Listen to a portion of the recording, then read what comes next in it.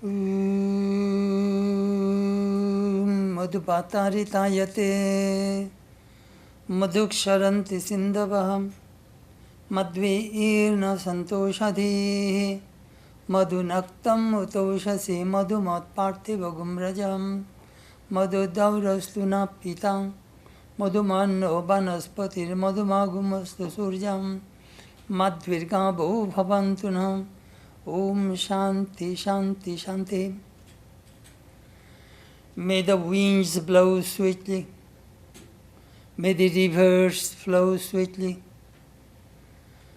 May plants and herbs be sweet to us. May days and nights be sweet to us. May the heaven that protects us be sweet to us. May the sun shine on us sweetly. May the dust of the earth be sweet to us. May the cows yield sweet milk to us. Let all beings be happy. Let all beings be peaceful. Let all beings be blissful. Om, peace, peace, peace be unto all.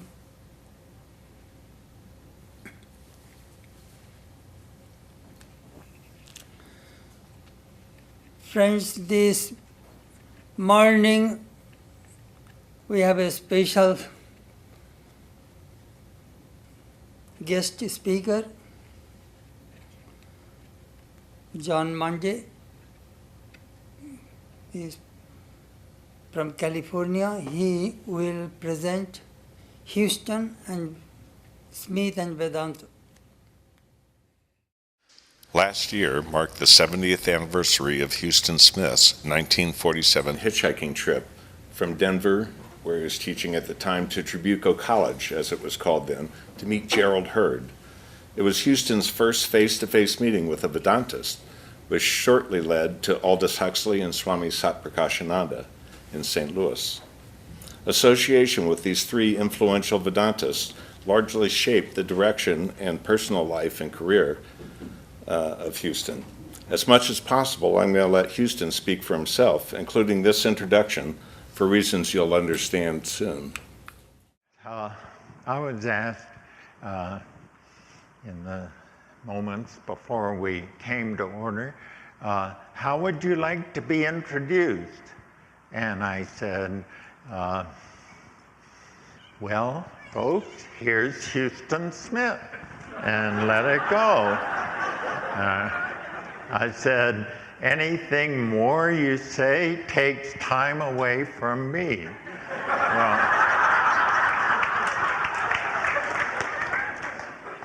Well, that didn't go very well. So I had a backup. I said, okay, here's my alternative. Let me introduce myself. And that flew.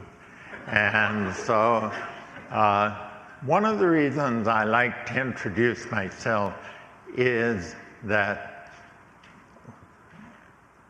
introductions always have so much hype in them. I mean, that's the nature of the game. Who's going to ever say, well, ladies and gentlemen, here is Professor Smith. He's not much, but he was the best our honorarium could afford. You know, that doesn't go. And so those superlatives really work against me. One of the things I've been trying to do recently is to reduce the size of my ego. And lavish introductions just work against that. I'm Huston Smith. I was born in traditional China of Methodist missionary parent. And from as far back as I can remember, my guiding star, what I wanted to do most in my life, was to know the truth with a capital T, meaning by that the big picture, the widest angle lens we could get on the nature of ultimate reality. You're going to see a much more elaborate introduction, sometimes heaped with great praise, and we'll also see a lot more detail about Huston's life. He was immersed in his personal spiritual practices. When not teaching about the world's religion, he was learning about them, from deep associations with masters in the various religions of the world. He also believed, wrote, and taught about the significance of the perennial philosophy, which he felt was the foundational core of all religions, which is defined as the spiritual truth that are revealed in all religions throughout history. In the 1940s and 50s, average Americans started to become aware of Eastern religions. Today's subject, Professor Huston Smith, was a highly influential author, lecturer, and TV personality who presented Vedanta, Buddhism, and Islam to the post-war American public. What's not known to most people is that the early and lasting influence on Huston came directly from the Ramakrishna Vedanta movement. We see evidence of that lasting Vedantic influence in today's yoga studios in our language with words like karma, guru, pundit, reincarnation, the individual pursuit of spirituality, meditation, and the acceptance that all religions lead to God, the perennial philosophy. The original sources of that influence in the U.S. is almost forgotten today. Huston's spiritual teacher, Swami Satprakashananda of St. Louis, predicted this when he was asked, "Will Vedanta take root in the West?" The Swami replied, "Yes, but the source will not be known." While the Ramakrishna Vedanta movement can't take all the credit, it's certainly one of the earliest, far-reaching, and most persisting sources. The Transcendentalists and the Theosophists certainly helped prepare the ground for what would come later. The order's work in the West was originally established by the 5 direct disciples of Ramakrishna, who came here to create Vedanta centers and teach the truths they learned from their master, Sri Ramakrishna. Swami Vivekananda was the first, speaking at the 1893 Parliament of Religions in Chicago. The stated purpose of the Parliament was to showcase the various religions of the world as equals, but only Vedanta has those ideals explicitly held in its philosophy and scripture. While in the U.S., Vivekananda established the New York and San Francisco centers. He was followed by 4 other direct disciples of Sri Ramakrishna, Swamis Sardananda, Turiyananda, Trigunatitananda, and Abhedananda. As membership in the Vedanta societies grew, the next generation of Swamis established more centers around the country. 3 Swamis in particular attracted the attention of some of the leading Western authors of the time. Swami Prabhavananda, a disciple of Swami Brahmananda, Swami Satprakashananda, also a disciple of Brahmananda, and Swami Nikhilananda, who was a disciple of Holy Mother, Sri Sarda Devi. The authors who studied under these Swamis contributed greatly to the introduction of Vedanta philosophy to the broader American public. In Hollywood, under Swami Prabhavananda, Aldous Huxley and Christopher Isherwood introduced Vedanta to their readers, most notably Huxley's Perennial Philosophy and Isherwood's collaboration with Swami Prabhavananda on translations of Vedantic scripture. While a student of Nikhilananda in New York, J.D. Salinger weaved quotes from Sri Ramakrishna and Vivekananda into his later works, in particular the Glass family stories. Mythologist Joseph Campbell greatly helped with editing the Nikhilananda translation of the Gospel of Sri Ramakrishna, and for a time was president of the New York Center. But today I'm going to focus on Huston Smith, a student of Swami Satprakashananda. Millions of Americans came to know about Smith through the work of journalist and author Bill Moyers. Hello, I'm Bill Moyers. When it comes to the comparative study of religion, Huston Smith literally wrote the book. The World's Religions, or The Religion of Man as it was once titled, has been a perennial bestseller for decades and a staple of introduction to religion courses. I remember reading it when I was a young seminarian almost 50 years ago. Few books have so informed my life in government, publishing, and journalism. Huston Smith opened my mind to the power of religion in cultures the world over and their impact on human events. Widely acclaimed and popular, Huston Smith is, in my opinion, the most influential religious scholar of the 20th century.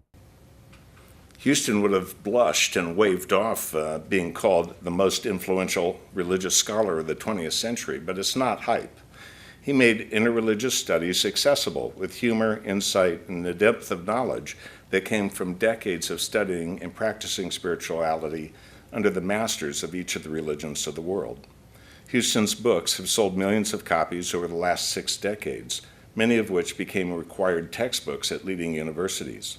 His TV shows and interviews have been seen by millions more. Yet few of his fans know that he is a self-proclaimed Vedantist, specifically a Christian Vedantist. Let's get into his biography and see how Huston's view of God and religion have evolved. Huston Smith was born in 1919 in rural China to missionary parents. His family was very well respected and lived their Christian religious beliefs, helping the poor and teaching by example. In all his explorations of the world's religions, Huston never had cause to give up his bedrock Christian roots. When I came to this country, at first I thought I was going right back as a missionary. How old were you then? I was 17, and my only American male role model was my father. And so I grew up assuming that missionaries were what American boys grew up to be. But I was totally unprepared for the dynamism of the West. Never mind that it was Central Methodist College, enrollment 600, in Fayette, Missouri, population 3,000. Compared with Podunk, China, it was the big time and the bright lights, and by 2 weeks, China had faded into a happy memory. I wasn't going to squander my life in the backwaters of rural China. But I just moved over across the street, so to speak, and I'd be a minister. Then something happened in my junior year, and I ended trying to get out of as many organizations as I could in order to focus on my studies. Why? What happened? Well, what happened was there was a little discussion group that the philosophy professor organized, and once a month, he would have us over and we would discuss a philosophical issue. I suppose it must have been mounting in me all evening. As we walked back to our dormitory, a little cluster of us, 4 or 5, stood in the dorm hall until after midnight, just hammer and tong, talking about these as unlikely a group of peripatetics as you would find anywhere. But it kept on going as I went alone to my room until, I don't know when, maybe around 1 or 2 o'clock, it just like my mind detonated, demolishing mental stockades. And it was almost like a mystical experience.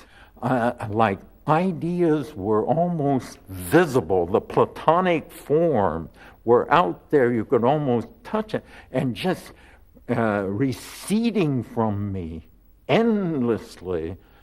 I wonder if I slept at all that night. But that was a changing point. And after that, never mind the organization, to focus on this. And that has stayed in play. That has been, the life-giving lure. Sometime during his undergraduate studies, Huston became attracted to the religious philosophy of Henry Nelson Wyman, whose personal beliefs are described as theocentric naturalism. God is behind all existence, but only natural laws and physical forces operate in the universe, as opposed to actions caused by a supernatural being. After World War II, science, the scientific method, and materialism were becoming the dominant philosophy of our country. Huston attended graduate school at the University of Chicago under the direction of noted religious thinker Henry Nelson Wyman, who was instrumental in shaping thinking about religious naturalism. He wrote, "It's impossible to gain knowledge of the total cosmos or to have any understanding of the infinity transcending the cosmos. Consequently, beliefs about these matters are illusions, cherished for their utility in producing desired states of mind." During this time in Chicago, Huston met Wyman's daughter, Eleanor, now Kendra. They were married in 1943. Karen, the first of three daughters, was born in 1944, followed by Gail in 1947 and Kim in 1949. While doing research for his doctoral thesis, Huston was looking for books on the subject of pain and happened to run across Gerald Heard's book, Pain, Sex, and Time. Being the most interesting title of the books in hand, Huston read the whole night through. Heard opened Huston's mind to the idea of the transcendental. In the early 30s, he was the BBC science commentator. H.G. Wells once said that Heard was the only person he would listen to on the wireless. Huston found something so profound in Heard's writing that he made a vow not to read anything else by him until he finished his Ph.D. But once his union card was in hand, he would read everything by him. Gerald Heard is almost forgotten now, but in the 1940s and 50s, he was a much sought-after lecturer and drew large crowds wherever he spoke, including the Hollywood Temple. Heard's mystic worldview took Huston away from scientific naturalism and into the world of the transcendental. In 1944, after getting his Ph.D., Huston accepted a teaching position in Denver at the University of Colorado. In 1947, Huston accepted a teaching position at Washington University in St. Louis. But before moving further east, Huston decided to get in touch with Gerald Heard. Through Heard's publisher, he got an address at Trabuco Canyon in Southern California. Gerald Heard and Aldous Huxley had traveled from England before the war to Hollywood and studied under Swami Satprakashananda, the founder of the Vedanta Society of Southern California. They were soon joined by Christopher Isherwood. Gerald wanted to experiment with monastic living and raise funds to build Trabuco College. Huxley spent a good deal of time there as well, including a 6-week stretch while working on the perennial philosophy. Later, Heard would donate the grounds and building to the Vedanta Society. Huston hitchhiked to Trabuco and hit it off with Heard, who asked him if he would care to meet Aldous Huxley. Huston was eager to do so. Before leaving Southern California, Huston met with Maria and Aldous Huxley at their desert retreat. Later, Huston would describe the simple pleasures of sweeping the floors with Maria and walking into the desert with Aldous, discussing the Desert Fathers and the nature of reality. It was suggested by Heard that once Huston settled in St. Louis, he should look up Swami Satprakashananda. Swami Satprakashananda was the go-to scholar for Prabhavananda and Nikhilananda to check the validity of their translations. After Huston and his family arrived in St. Louis, he looked up the address and took a bus to the apartment building, which then housed the center. Huston recognized the format of Swami's Katha Upanishad class. It was the same format as a traditional Bible study class. A verse was read, and then the Swami would explain the substance of the passage. Huston was hooked. At first, Huston found it a little exotic, a Swami in orange robes and Hindu trappings. But on his way out, he buys a copy of the Upanishads, and for the second time of his life, stayed up all night reading. What struck him was that so much truth was packed into so few words. At Washington University, the dean has decided that the school should broaden its outlook to include courses that would give students a perspective on the world. Since World War II, a broader worldview would perhaps help the cause of world peace. Since Huston is the new man in the philosophy department, he is given the assignment. This is the genesis of Huston's Religion of Man, later to be retitled The World's Religions. Much of the material for the chapter on Hinduism came from the 10-year association between Huston and Swami Satprakashananda. Huston had said of him that he had met scholars and he had met holy men, but never before had he met both in the same person. He found himself once again on the verge of two traditions, Christianity and Hinduism, as he submitted to weekly tutorials with the renowned scholar Swami Satprakashananda. There was a moment in St. Louis a few years where I had a dual role. I was listed as associate minister at the Methodist Church nearby and was president of the Vedanta Society of St. Louis, which was teaching me metaphysical profundities that my church certainly was not preaching. That this all came to a head on Christmas Eve, because there would be a 4 o'clock Christmas service at the church, which would be a family affair in the afternoon so the children could come. And that was wonderful. Christmas music, silent night, all of that, all of the magic of Christmas and being together with our children was just glorious.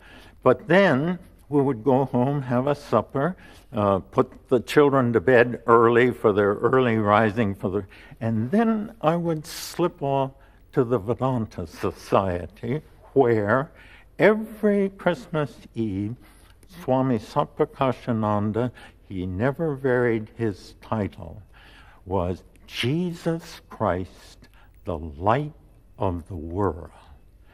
And even though in the Methodist Church there was all the happiness of the family togetherness, when it came to spiritual depth, what he said, the Swami said about the incarnation, fed my soul more than any Christmas sermon in the Methodist Church.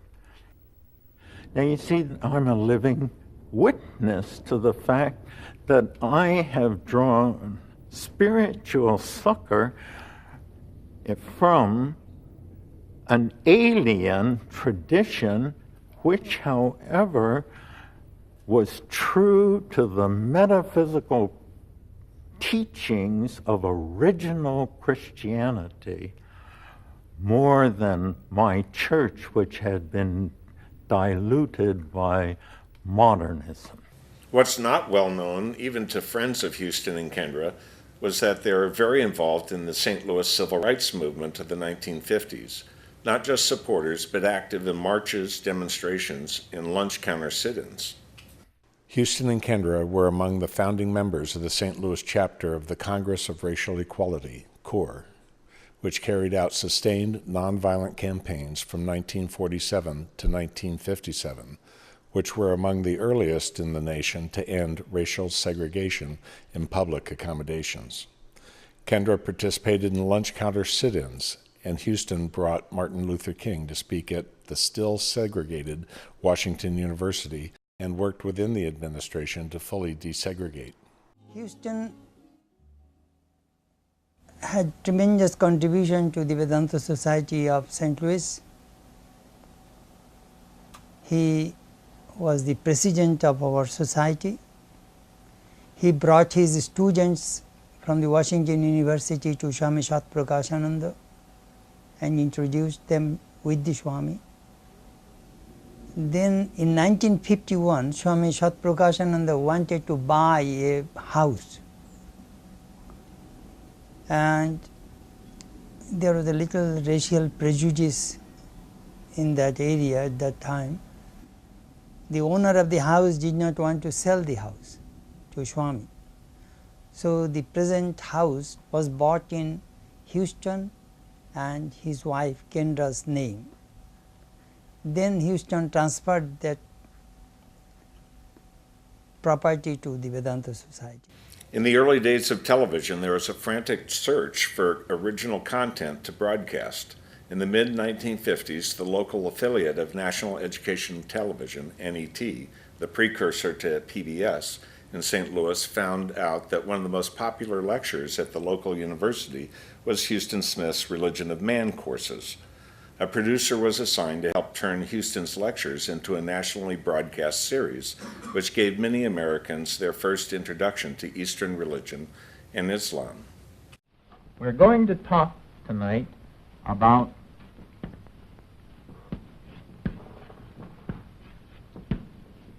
the yogas. Now, this is a very strange word to us. In fact, I find myself smiling in a Western context whenever I turn to this word, because, well, we associate it with the bizarre, the fantastic, the occult, maybe even the fraudulent a little bit, the fakers. This is where we come to the famous yoga position, and I want to just show you what this is. There's always a little humor involved in this because it's so strange to us. But nevertheless, I think we ought to know what this is. They say the most effective position, which will still the mind, is the so-called yoga, the lotus posture. It doesn't go very well with shoes, which is why I've taken mine off. Actually, it doesn't go very well with trousers either, but we'll forget about that tonight. You put one foot up here in the lap, then all you have to do is to bring the other foot around like that. The spine must be completely straight. Now they say when you get used to this, the point is that this will put your mind at rest and keep out the bodily distractions better. The lecture series became the book, which was first published in 1958 and has since sold millions of copies. Huston's TV series and books have introduced Vedanta to millions of Americans, including householders, monks, and nuns of the Ramakrishna order. There's two ways of meeting Huston. There's one way through his books, and there's the other way of meeting Huston, which is through meeting Huston and actually being with Huston and experiencing the joy of being with Huston. I'd already met Huston through the books before I met the human being Huston. And I was very impressed by the books. I think a lot of us were deeply moved by that Religions of Man, what later became the world's religions. First of all, he can write. Second of all, there was something coming from the inside which was very different from other books that I'd read on religious studies. What particularly impressed me was meeting him and seeing that tie in.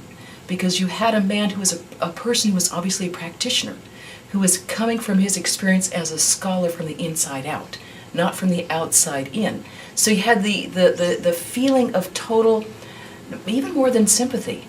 It was a deep empathy which carried through. And it makes a huge difference when you read something to have that sense of it being an experiential. With the growing national reputation Huston earned with the publication of his book and broadcast of the TV series, he was approached by other universities, including the Massachusetts Institute of Technology, which wanted to add philosophy to their math and engineering focus. In 1958, Huston accepted a position at MIT and moved his family to Boston. In 1960, Huston is given a budget to bring a guest lecturer for a semester and calls on his friend Aldous Huxley. This creates a sensation. The lecture series is wildly successful, creating traffic problems throughout the Boston area and an overflow-packed hall.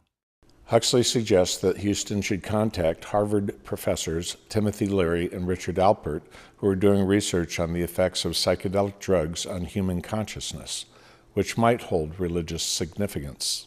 The point that interests me is that whereas the ordinary, everyday experience is, of course, absolutely essential most of the time, it's not the only possible experience. There are also other types of consciousness, I mean, the artist type, the mystics type, and so on, which have empirically an enormous value and may help people to live less self-centered and more charitable lives and more understanding lives. In 1962, Smith participated in what would later be called the Good Friday experiments, meant to induce mystical experiences through religious settings while under the influence of LSD, mescaline, and psilocybin. At the time, these drugs were not only legal, but considered quite legitimate research subject. There have been many books written about those early psychedelic experiments. One recent book, The Harvard Psychedelic Club, portrays Huston as the adult in the room, who cautiously described the potential benefits of the drugs, as well as the pitfalls and abuses that may follow. These faces may be more familiar to you. When talking about psychedelics and their connection to religious experiences, Huston cautions with a Chinese proverb, "Know 10 things, tell 9." Feeling that it's nearly impossible to speak on the subject without being misunderstood. I think Huston would say, drugs may be a useful signpost on the spiritual path, but the drug experience is not the destination or the means to get there. He makes the point that it's not altered states we seek, but altered traits, which fits with what Swami Satprakashananda said about the difference between the psychedelic drug experience and true spiritual experience. The religious experience changes your character, drugs do not. Huston did a series of films with the Hartley Film Foundation on Tibet, Sufi Islam, and India. Huston loved to travel and take his students around the world to see firsthand the religions they studied set in their country of origin. Tibet became a favorite and was to become an important part of Huston's career and personal life. He helped efforts to support the exiled Tibetan Buddhist culture, which had to flee their homeland after the invasion of Tibet by China. In addition to seeing the truth, we can feel it physically with our bodies. So the Tibetans enacted the truth through gestures. Feel the unity of life, these hands are saying. Of course there is left and right, male and female, light and shadow, joy and grief. But need they quarrel? They belong together. Finally, truth can be heard. Propositionally, of course, in words, but at a deeper level in music. So the Tibetans chanted, most of the time in gravelly, monotonous monotone, but punctuated periodically with something extraordinary. They discovered ways, we still don't know how, of shaping their vocal cavities to resonate overtones to the point where these became audible as distinct tones in their own right. So each Lama, thus trained, could sing chords by himself.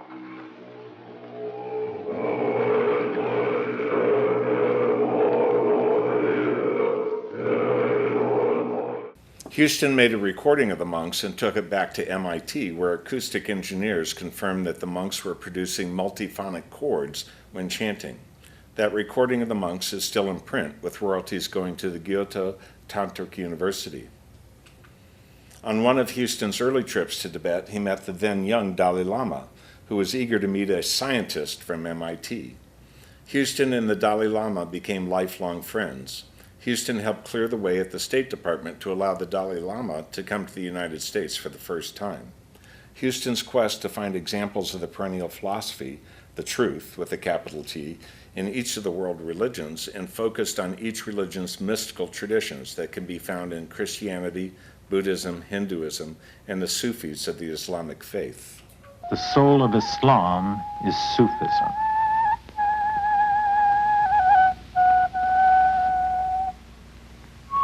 It arose as a reaction against the worldliness that came over Islam with its rise to power. Ascetics, some living in caves, donned coarse woolen shirts from which the word Sufi derives, to protest the silks and satins of sultans and caliphs. They wanted to purify and spiritualize Islam from within, give it a deeper mystical tone, infuse into it a spirit of liberty and love. Externals must yield to internals, matter to meaning, outward symbol to inner reality. Love the pitcher less, they cried, and the water more. Of course, the clearest and earliest example of the perennial philosophy is found in India's Vedic scripture and culture.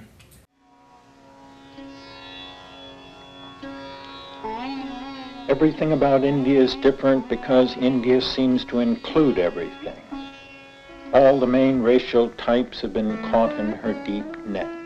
Blacks in the south shade into wheat-colored Brahmins in the north. While in language there are so many that English must be imported for general use. On the whole, yesterday is more visible than tomorrow, with millions following a way of life that can be traced back 4,000 years. Startling purity contrasts with equally startling license. Naked voluptuaries on temple friezes vie with naked ascetics stretched on beds of nails. The paradoxes extend right up to God. 330 million deities sounds like polytheism gone haywire until we learn that nothing but the one true God even exists.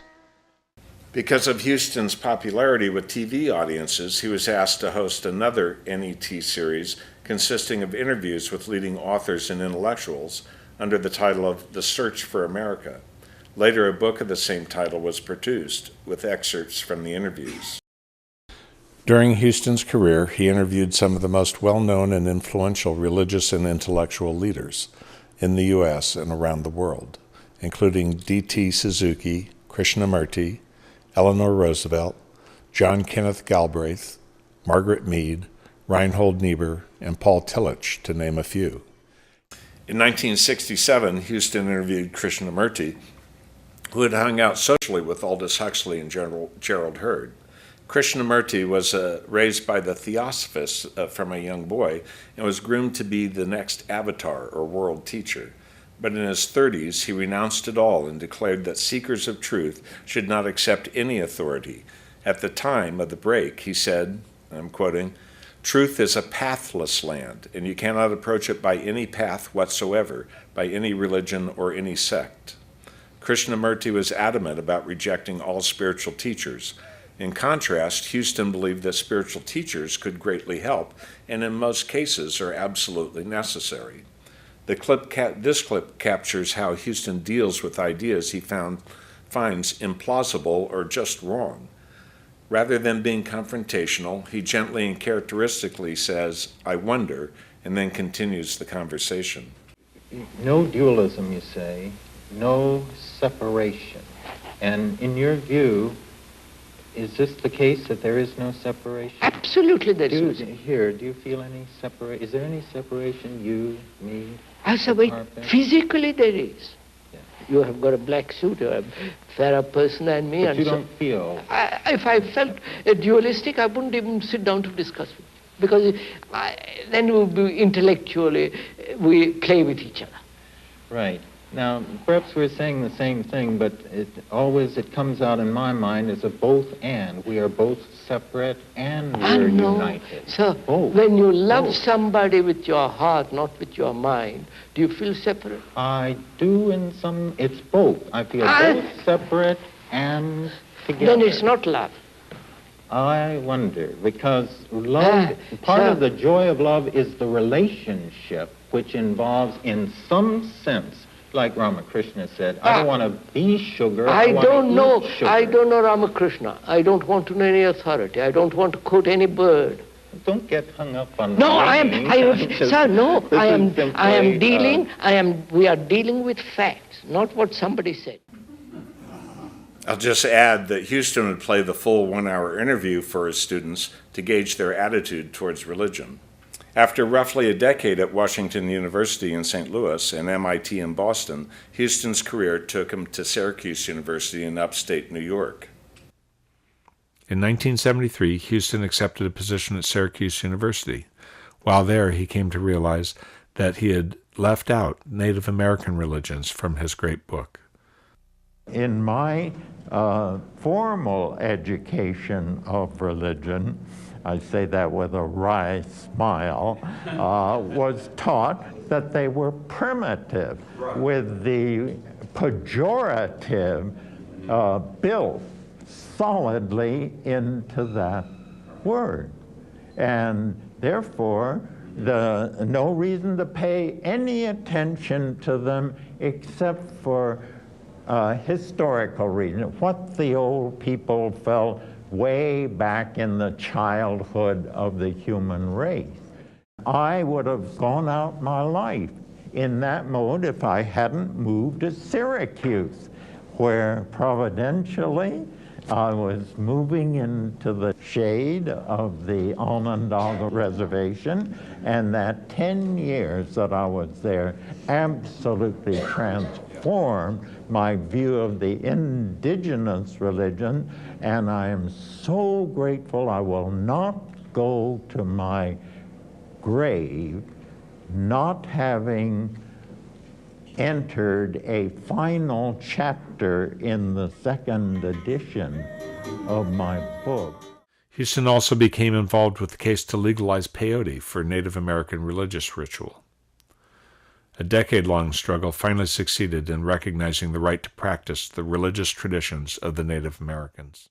Bill Moyers is an author and journalist who had done in-depth reporting on current events ranging from politics to religion.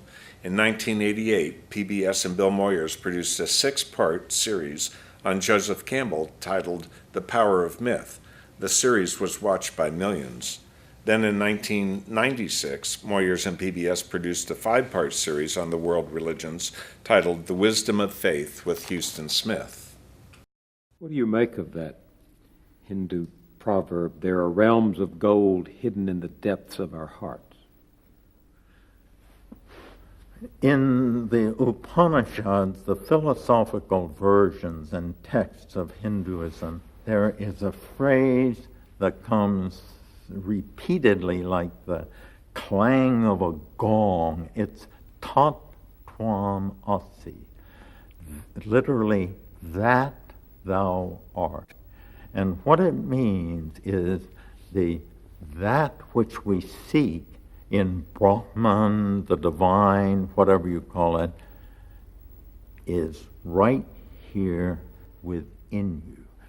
You see, they begin by saying you can have what you want, and that sounds very good, but wait till you get to the climax, and that is, you've already got it. Huston's personal religious practices evolved over time, starting with Satprakashananda. He added meditation and yoga to his regular Christian practice of reading scripture, singing hymns, and prayer. Huston would retain some of the practices from the various religions he studied throughout his life, without any compromise of his core Christian beliefs and practices. He said that standing on his head was his favorite yoga posture as it raised his metabolism the most.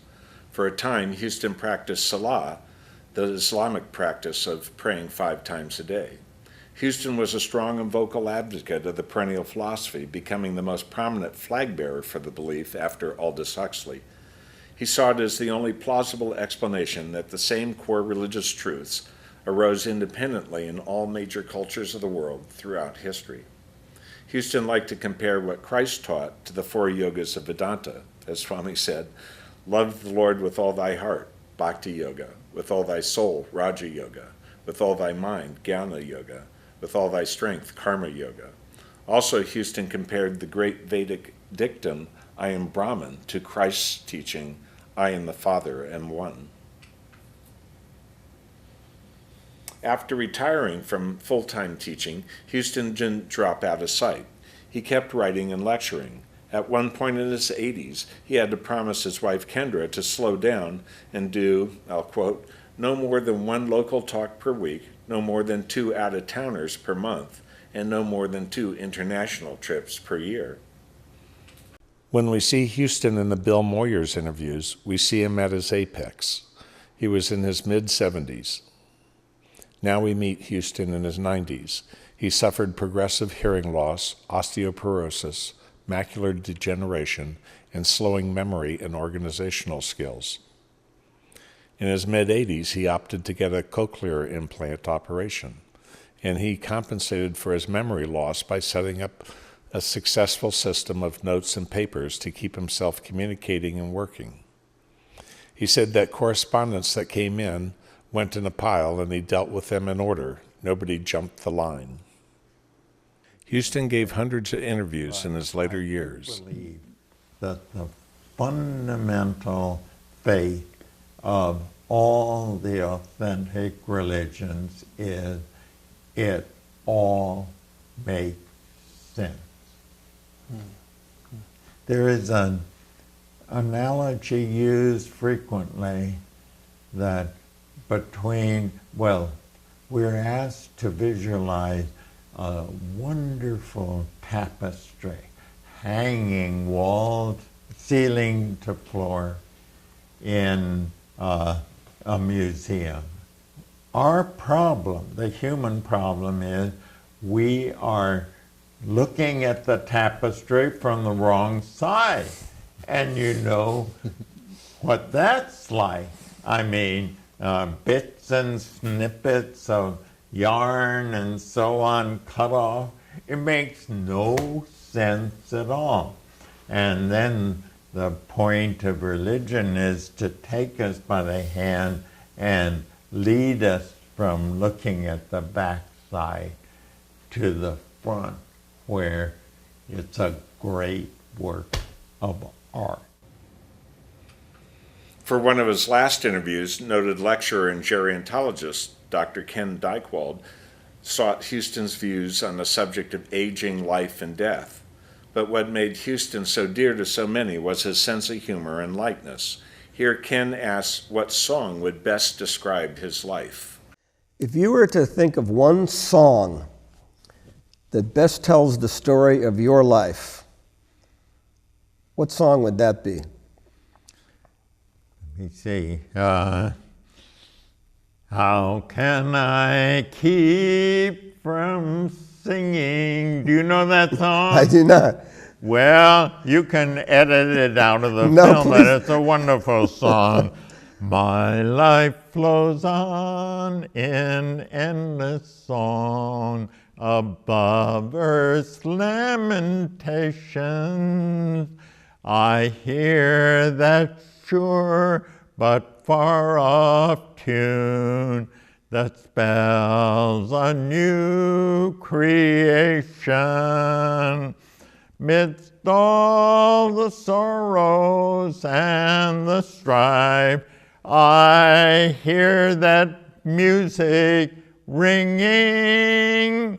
It sounds an echo in my soul. How can I keep from singing? Well, you asked for it, so you got it. Throughout Huston's career, he maintained his connection with Vedanta, when possible going back to St. Louis and lecturing at the center, writing forewords and introductions for books written by the Swamis of the order, and continuing as the primary flag bearer of the perennial philosophy. After retiring to Berkeley, Huston made it a point to attend the annual Memorial Day retreat in Olema, just north of San Francisco, hosted by the Vedanta Society of Northern California, where representatives of the world's religions are invited to talk. In the last stage of his life, Huston co-authored 2 books of reminiscences and saw his official biography published by Dana Sawyer, written by Dana Sawyer. But eventually Huston's health gave out as he approached his late 90s. Told that he only had a few months to live, he was enrolled in home hospice care. He reported that he was in no pain and was comfortable. Slowly, Huston's senses fell from him. He was already profoundly deaf even before hospice, and then his eyesight faded, and then at times he seemed to lose all contact with the outside world. Huston's North Campus home in Berkeley was nice, but humble. For years, Huston and Kendra sponsored a multi-generational Tibetan refugee family. They lived in a detached, converted garage apartment. This family proved to be a great blessing for Huston and Kendra as Huston's health declined. As Huston's physical condition weakened, the Tibetan family moved into the main house to care for him.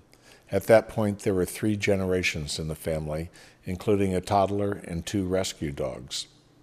The family slept upstairs in what used to be Huston's bedroom and office. Huston slept in the downstairs bedroom, confining himself to the ground level, and Kendra slept in the garage apartment. He was not ready to give up, which made his extended hospice period so intriguing.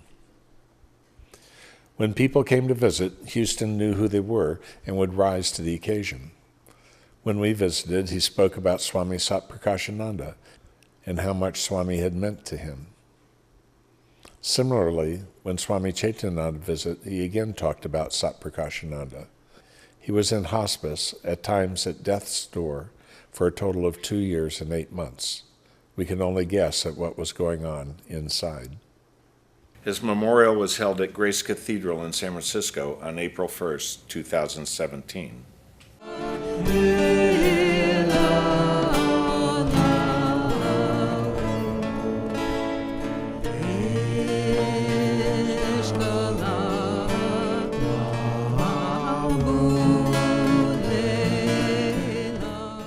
Welcome to everyone who is gathered to honor the ever-alive spirit of Huston Smith. So many of us here today found someone we were looking for when we found Huston. Our lives, it seems, had somehow disclosed to us the reality of the sacred, and we wanted to know more. Because we sought knowledge, we were looking for scholars. With a doctorate in philosophy from Chicago at age 25, Huston qualified. Because we were students, we were looking for teachers, and Huston was a gifted one, made sharper still by his early embrace of the rigors of television. Because we were readers, we were looking for writers, and Huston loved to write. He sometimes said his favorite way to pray was with a pencil in his hand. Eventually, there were 14 books and over 100 articles. Because some of us had encountered entheogens, we were delighted to find someone who was soberly sympathetic. In 1964, Huston published Do Drugs Have Religious Import?, the most anthologized piece ever to appear in that journal's history, reprinted in 14 books. Because we had been born into a globalizing world, we were looking for a universalist who found it unthinkable that the infinite could privilege any particular culture or institution. Long before I was a perennialist, Huston once said, I was a universalist. And because we were hungry for authenticity, we were looking for someone who laid himself open to traditional methods of attunement to the ground of being, as Huston did. All this would have been quite enough, but the wonder that was Huston also came wrapped, as George Hart once put it, in an incomparable combination of personal warmth, infectious humor, exceptional clarity, and unobtrusive but palpable spirituality.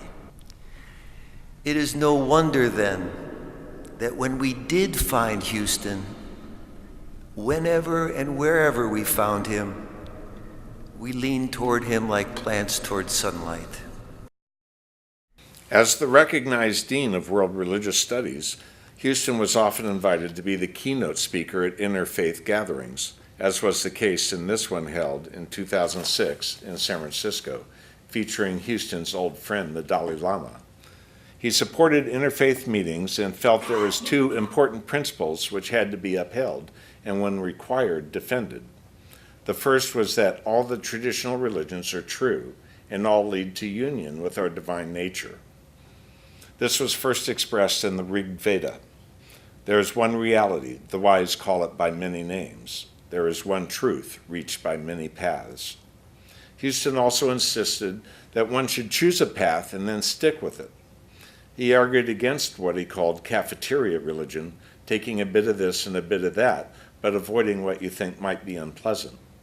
Huston himself added spice from other religions to his constant and stable diet of Christianity. As Ramakrishna said in the Gospel, you must stick with one path with all your strength. A man can reach the roof of a house by stone stairs or a ladder or a rope, or even by a bamboo pole, but he cannot reach the roof if he sets foot now on one, now on another. He should firmly follow one path. I'll let Huston have the last word. First of all, I would like to introduce my dear friend, Huston Smith. Professor Huston Smith will say a few words first.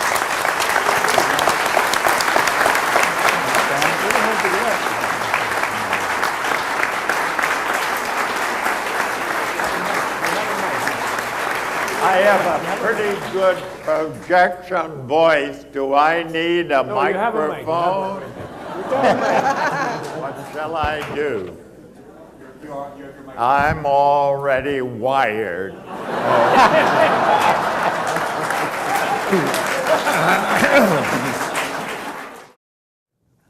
My other and final comment is someone once asked Mahatma Gandhi, wouldn't it be wonderful if goodness were as contagious as the common cold?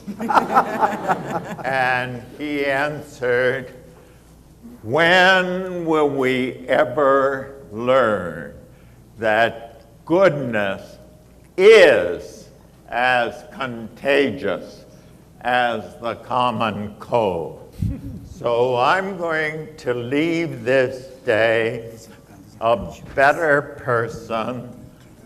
The goodness of His holiness, and all of us who are joined together in the noble task, because I've caught the contagious from you and from all of you.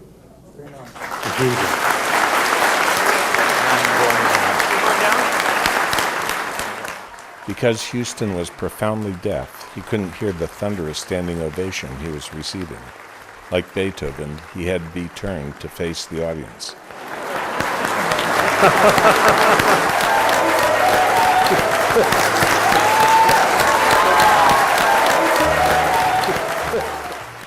Through all the tumult and the strife, those freedom bells come ringing, since love is Lord of heaven and earth. How can I keep from singing?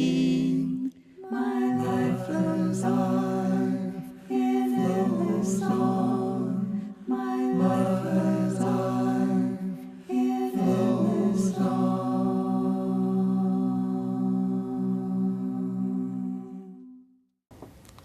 What a wonderful presentation. Thank you, John, sharing your wonderful presentation to our friends and devotees in St. Louis. While watching, so many memories came to my mind. I still remember.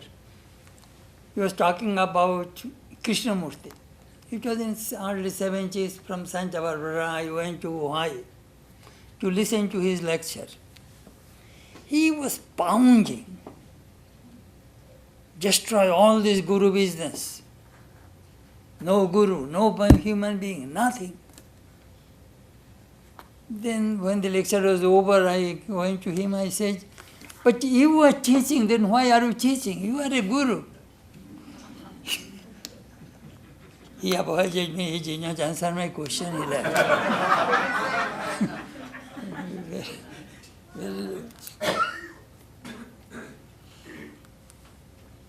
I personally very grateful to Huston because whenever I need any blurb or some kind of quotes and introduction for our publications, he always wrote something.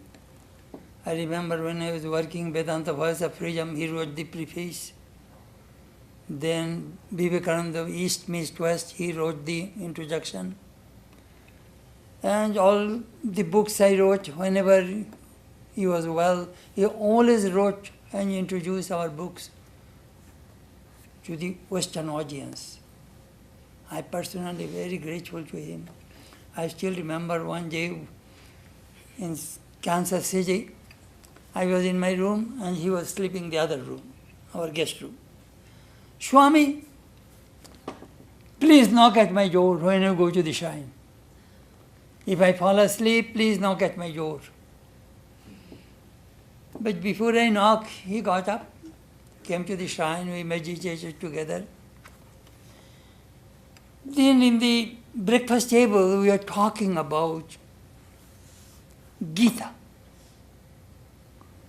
He was assigned to write 5 introductions of the 5 world's classics. Pilgrim's Way, Christianity, Gita, then Rumi's book in Islam, then anyhow, 5, I don't remember all the 5 books. He was assigned, I think Harper or Row or famous company, publisher. He is supposed to write the introduction. So I talked about Gita. Nearly breakfast table, 1 hour gone, we are talking about Gita. What are the characteristics of the Bhagavad Gita? The Swami, forget the lecture, let us talk only about Gita.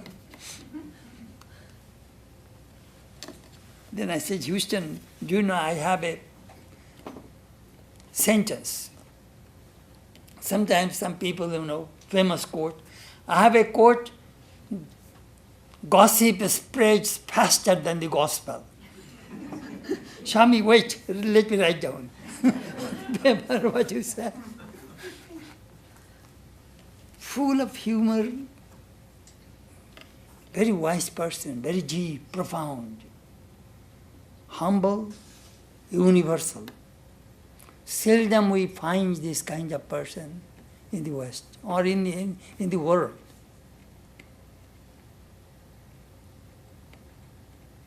Ajata Shatru, that person's enemy has not been born. Houston was such a person. A great soul. Though he is not with us physically, but his ideas, his thoughts will continue. And I am very thankful to you, John, to show this wonderful thing to our devotees and friends here. And I think we recorded it, and we shall use it again in the future. A great person, and a great supporter of our society. Till then, when I went to see him, perhaps he saw his picture. He was in bed, and he was taking a picture. He was Spanish Swami. He was inquiring about Virginia, about how society is going on, even at that time. And I am so grateful to that. He showed that Tibetan family. They lived in the same house. They keep him alive. His body, was lying down for months, years. Room was clean, bed clean. The way those people take care of that, even a person's children will not take care of the way this Tibetan family took care of Houston. Kendra was old. Kendra's wife could not took care of him. Children are out. But he was not neglected. He died very peacefully. Anyhow, we are very grateful to him. Thank you very much, John, to show this multimedia presentation to us. And I think we videotaped it, and we shall see again. Thank you very much.